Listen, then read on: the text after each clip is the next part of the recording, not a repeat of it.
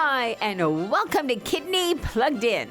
We're very excited to welcome back Anne from Whitehorse in the Yukon. Anne, a CKD patient, joined us on the show several years ago to discuss the challenges of living with kidney disease and living in the Yukon. Well, Anne is back, 4 weeks post-kidney transplant surgery. And Plugged In caught up with Anne in Vancouver, where she is in post-transplant recovery. And Anne shared the good news story of receiving a kidney from her father, who was her living donor match. So stay with us because Anne joins us next, right here on Kidney Plugged In. All right. What a beautiful pollinator garden. Right? Keep our bees happy. Some lavender there. And you had some stellar. Oh, it's a community garden. Yeah.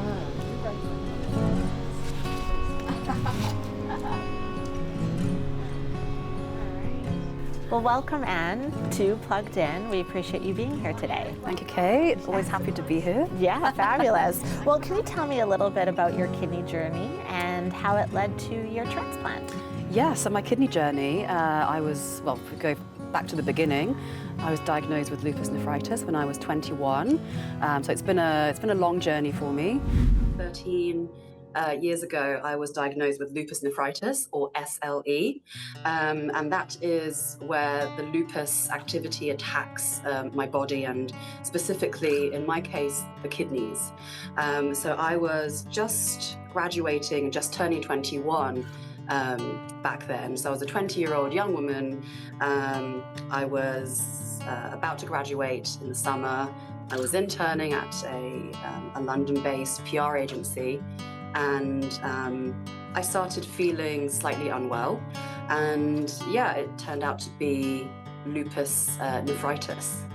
It's completely silent. And once I was properly diagnosed, I had lost about 50% of my kidney function already, and that again is without serious red flags. The only red flag that I really had was being fatigued.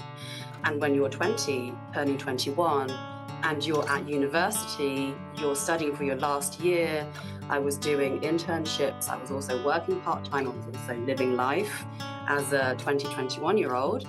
I thought I was just burning the candle at both ends.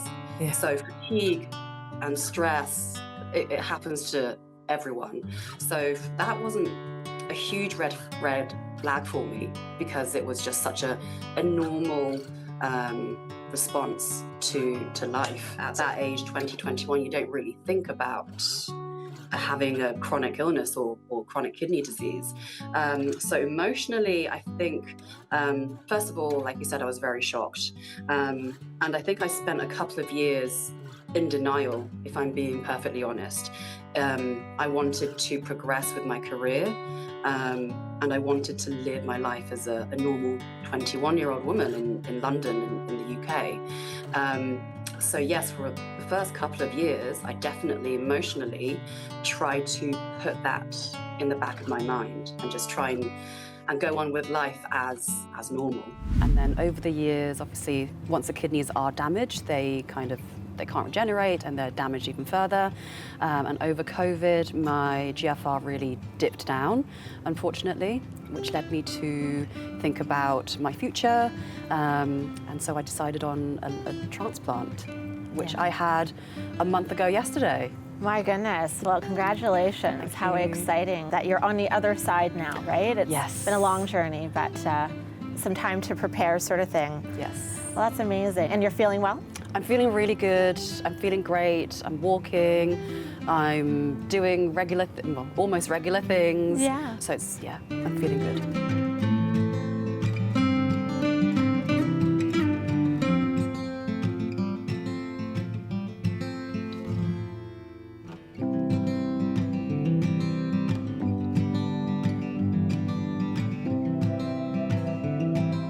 Now, you are joining from Whitehorse. You've come down because all transplants happen here in Vancouver. Yes. So you come from Whitehorse. I'm sure living in more of a rural place sometimes provides some challenges, but also a lot of beauty up there as well. How has that impacted your kidney journey throughout? Yeah, that's a great question. So even though we're only 2.5-hour flight away from Vancouver, we are still deemed as rural. So things just take a bit more coordination, a little bit more time. So extending the timeline a little bit more by a couple of months. Just trying to coordinate everything has been a bit tricky. You know, BC system and then the Yukon systems don't always talk to each other, but it's been fine. Yeah. And now you get to enjoy beautiful Vancouver for a bit of time, right? Yes, and it's been beautifully sunny. I've had a second summer, so I can't really complain. Right, exactly. And how long do you usually, they state to expect to be here? So the doctors told me to be here for 3 months. So I'm here for 3 months unless they send me home early. Well, we can only hope, because I'm sure being away from home is also hard too. It is, yes. Hey, honey, I lost the list for Jason's birthday thing. Obviously, hamburger, cakes. No, not hamburger cakes. Hamburgers and cake. And buns, sausage. Ooh, eye candy. Is it a full moon tonight? People are being weird. And don't forget to make the Facebook event private this time. Okay, bye.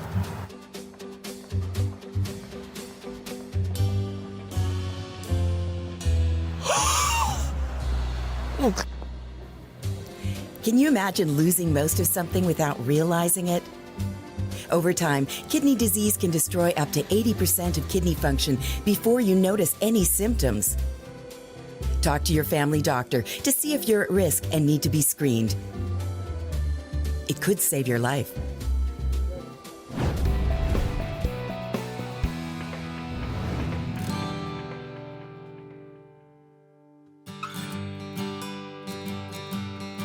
So Anne, we're here in Vancouver, downtown, right off of English Bay, enjoying some beautiful views this morning.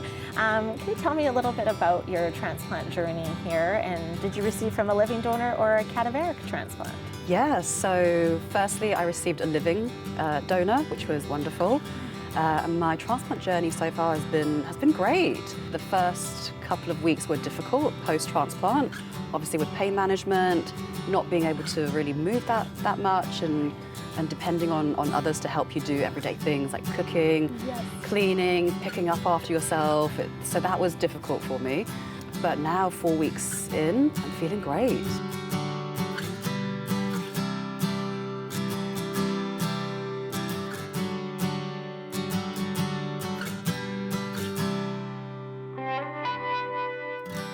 Got my mobility back, I'm more independent, feeling a lot more myself. That's fabulous. As I think we were chatting earlier about, community is a huge piece of that transplant journey, and you have a full community with you here. Yes, so my parents are here, my husband's here, I've got friends visiting, and the kidney community online has been wonderful. I've been communicating with others who've gone through similar things. It's been wonderful. I couldn't have come out the other end without all this community support from near and far. And far, the beauty of the world that we live in today, right? The connectivity, that's amazing. Yeah. So a living donor, may I ask who was the amazing person that stepped forward? Yes, it was my dad. Yeah, that's fabulous. Yes. What a wonderful person. I know, such a beautiful gift.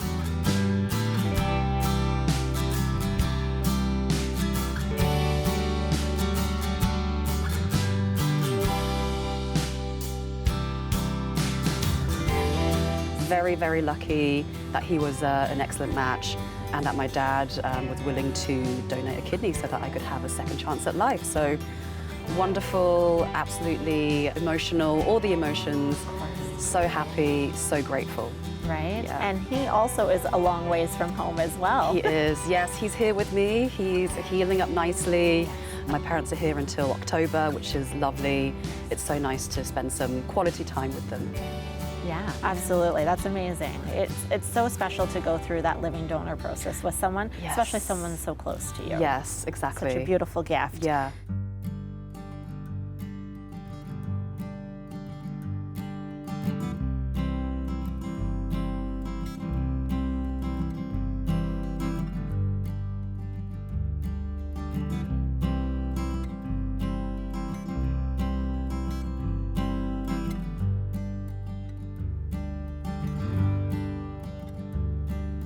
So the kidney transplant itself, it's an exhilarating, nervous, all the feelings. I think you and I were messaging that day a little bit, right? Everything, And you all the documented it along the way. Can you take did. us through kind of what your transplant day looked like? Transplant day, yeah, that feels like so long ago now. So yeah, I went to the hospital early in the morning after fasting, all night. I was there with my mum and my husband Ben. My dad was already in OR by that point.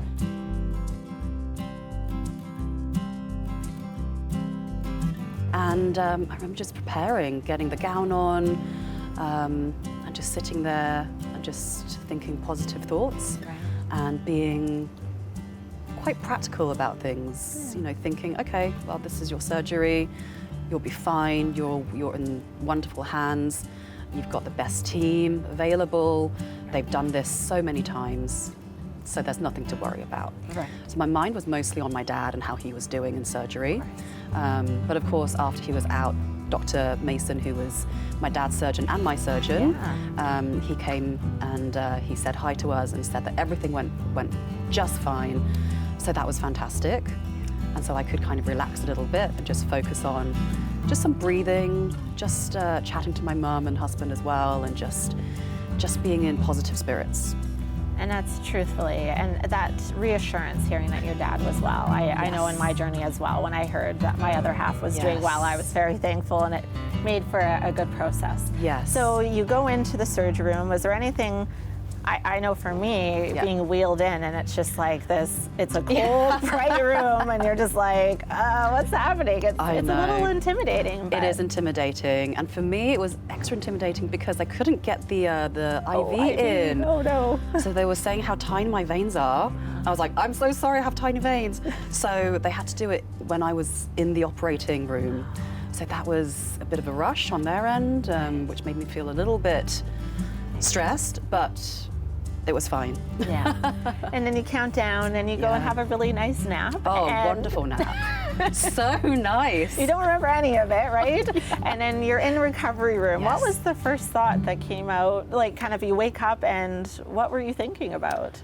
What was I thinking about? So I opened my eyes. The first thing that I saw in front of me was a cup of tea.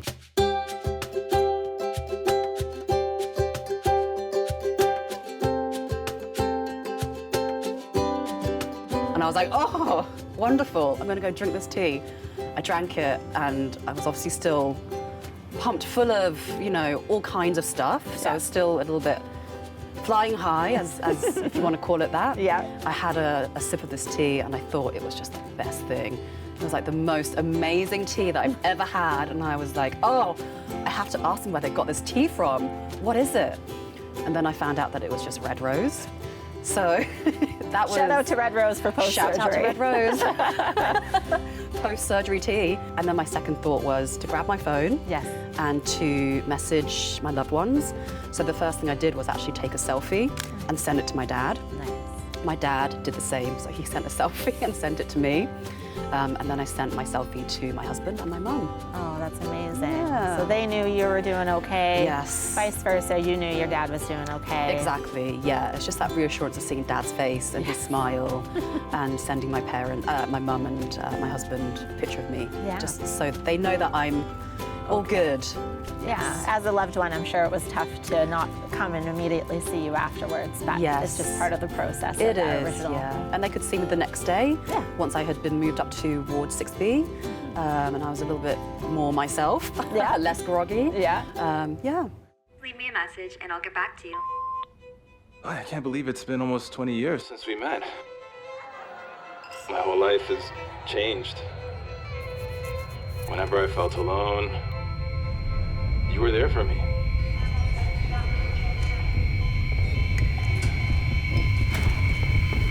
guess what I'm trying to say is I couldn't have done it without the Kidney Foundation. And now I need you more than ever.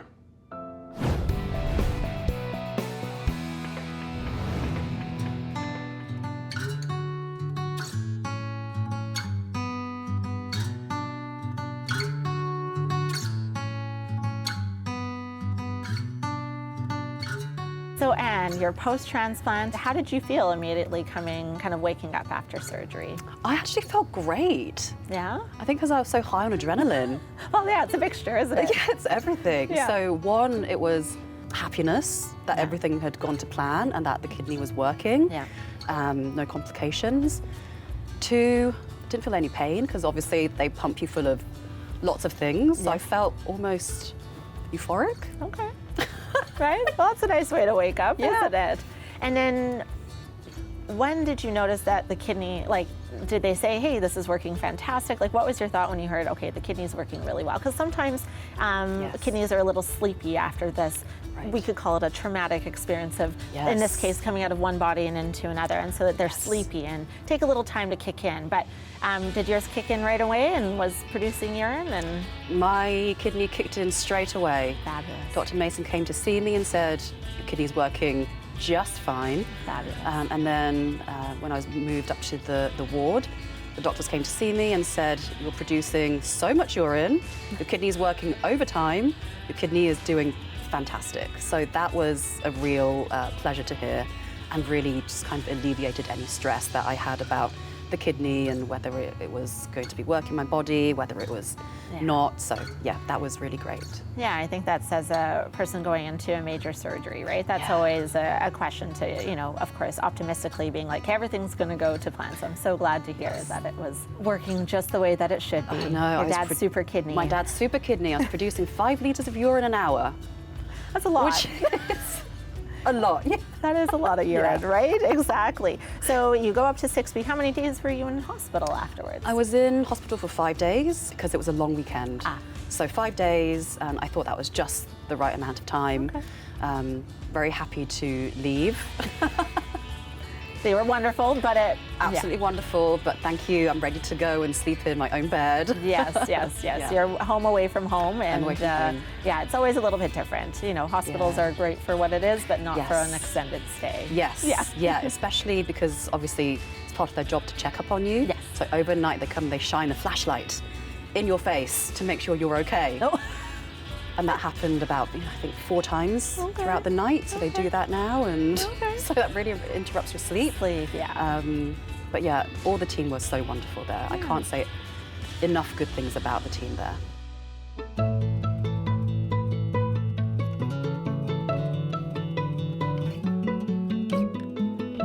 So now 4 weeks since your surgery, Yes, 4 what weeks. has the last 4 weeks, you know, getting out of hospital, settling in, what does that look like from your post-care for transplant? Yes, so for me, I focused on healing, nourishing foods.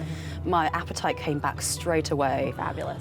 I was eating, and I still am eating, so much food, making sure that I got my protein in for healing, of course, and getting my strength back up. So my mum's been cooking up a storm every day, making sure that I've got all my veggies, my protein, my carbs. Right. And then just resting. Yeah. Just resting, because as you mentioned, it's a traumatic event to your body. Your body's gone through so much and is still going through so much and processing everything and healing. And so, you know, I just really tried to concentrate on taking naps, sleeping when I wanted to, if I needed to, not feeling guilty about being in bed and reading if I wanted to, or looking through my phone.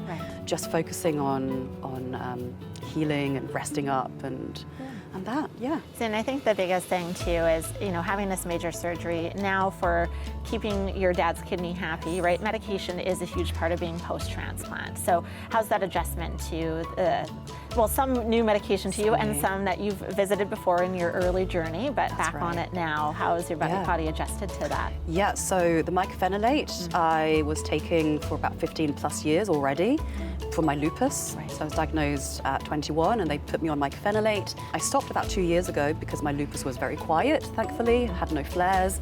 But now I'm back on it. My body's adjusted to that just fine. I think because of the 15 plus years I'd been on before. The tack was interesting. So they adjust the tack based on your blood work, as you know. And when I have too much tack in my blood, my skin gets really itchy. It's just so itchy, unbelievably itchy. But now it's much better, now that my tack levels have been adjusted, and they are still being adjusted since I'm only 4 weeks post-transplant. Feeling much better. So for me, the medication has been really quite manageable. I feel very lucky for that, and I'm also glad that I'm not on prednisone steroids, because I was on that again for 15 plus years, and I found that very difficult to deal with. So I'm very grateful that I'm not on steroids. Yeah, we do hear that. And everyone's, I guess, best word to use is concoction of medication post-transplant can be varying.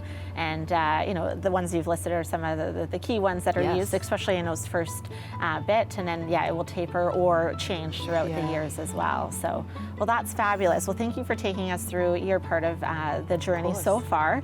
And, thank you so much. Thank you, Kate.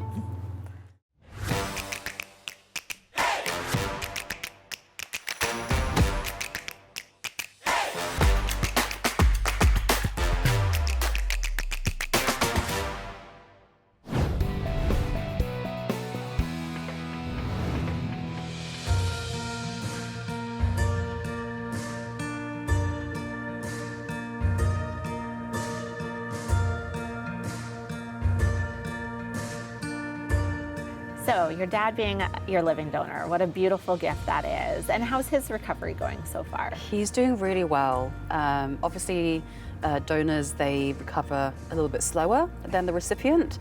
They have a different surgical area, so his is a little bit bigger than mine, and his is right kind of on the below the belt line, almost like a C-section. And so his journey has been slower than mine, but he feels better every day, and he's walking, he's eating really well, he's in high spirits. Oh, good. Yeah, so he's doing well. Yeah, I think that's quite common, and they prepare the donors to know, like, you know, they're coming into this process because they are very healthy and able to make that donation, but it is even more so of a shock.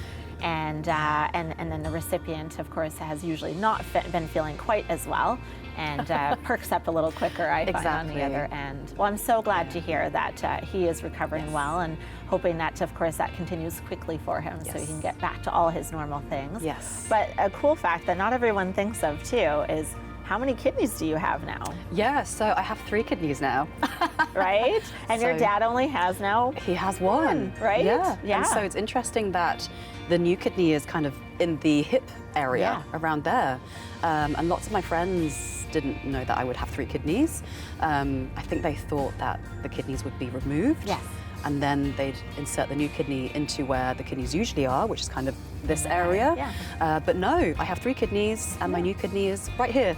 No, I get that question all the time as well. And I think the biggest thing is, unless the original kidneys are either cancerous or quite large or dangerous to the recipient, they stay, because it's a very invasive surgery. So for sure, I know it is a little fun fact when post-transplant that you have 3 versus just 1, right? Exactly, That's amazing. One of the other questions about post-transplant is, there sometimes, is there any like traits or things that you've noticed differently of receiving from a living kidney donor? Yes, a couple of things. One of them is that I'm feeling really hot all the time. I'm running warm now, and I never did. I always ran cold. Even as a child, I would run cold. But now I'm running really hot, and my dad runs hot, so I don't know if it's post-op or if it's a trait that I've just got from my dad from this new kidney. But eating dinner as well, I've been sweating. Eating dinner, and my dad does that. And that's never happened to me before. Interesting. So obviously it's been quite warm here. It has, But I don't know, that was just something funny that I had noticed. Well, I was sharing with you too, that was kind of a similarity to receiving from my husband, and started working out, and I would get so sweaty, and I was like, I've never sweat this much, and he does as well. So maybe there's something about, maybe the better working kidney, right? The blood flow and that sort of thing, but that's pretty cool. You'll have to let us know if anything else interesting pops up for little traits and stuff. So, well, thank you for sharing that. Let's see. So, kidney is These are my grandpa's kidney stones. They're very precious. Kidney is a bone in your back that helps you turn.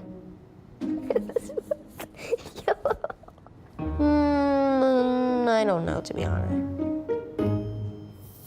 They don't know kidneys are vital, do you? Get the facts at kidney.ca. So the whole world is in front of you now. You're post-transplant. Yes. What are you looking forward to most? I know you're here for the next little bit, but then home to Whitehorse. What are you looking forward to? What's in the future for you? I have some audacious goals that I want to achieve. Oh, amazing. Love it. Mostly around fitness. Now that I'm feeling good, I have a kidney, a new kidney, so I have some goals that I'd love to hit. One of them is I want to climb Mount Kilimanjaro in 2 years. Oh, amazing. And I want to do a firefighter's training course as well, just to push myself a little bit, just to prove to myself that I can do this. So that's important to me. Yeah. But in the immediate weeks and months ahead, Dad and I are going to go for a celebratory meal. Yes. I think we're going to go and have some roast duck. Ah, delightful. Many options here in Vancouver. So many. Yeah. So I'm looking forward to my first meal out there with family and my dad. I have a concert plan that I'm going to here as well, which I cannot wait. Yeah. Reliving my childhood memories there with Aqua.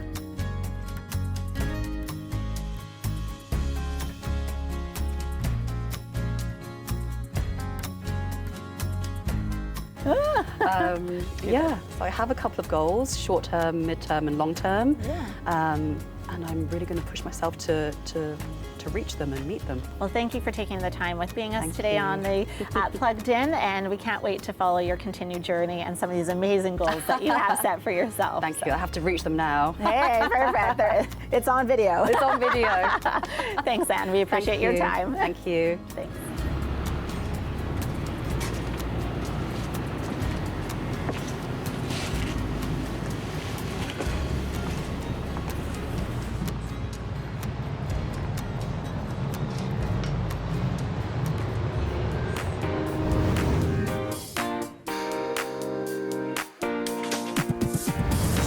That's the one thing about down here, right? Is that there's always the float planes. Always.